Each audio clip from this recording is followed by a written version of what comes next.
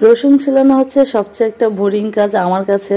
এতদিন ছিল, তবে বর্তমানে নাই। কেন নাই? আজকে আমি দা বটি ছুরি ছাড়া রসুন 1 কেজি ছিলে দেখাবো মাত্র 2 থেকে 3 মিনিটের মধ্যে। শুধুমাত্র আপনি এক হাতে রসুনটা ছিলিয়ে নিতে পারবেন। তার জন্য এখানে আমি 1 কেজি পরিমাণ রসুন নিয়েছি, আর জন্য লাগবে শুধুমাত্র একটা শিল বলেন অথবা পুঁতা বলেন। রসুনগুলোকে নিয়ে এভাবে ছেঁচে নেবেন, তাহলে দেখবেন যে রসুনগুলো কিন্তু একদম থেতো হয়ে যাবে না, হালকা থেতো হবে। আর রসুনের খোসাগুলো কিন্তু খুব সহজে ছাড়িয়ে নিতে পারবেন। আর এইভাবে ছাড়ালে দা বটি ছুরি কিছুই লাগবে না, ঝটপট মাত্র 2 থেকে 3 মিনিটের মধ্যে আপনি 1 কেজি রসুনের খোসা ছাড়িয়ে নিতে পারবেন। আসছে রমজানে এবং কোরবানি ঈদে দেখা গেছে আমাদের অনেকগুলো মশলার প্রয়োজন হয়।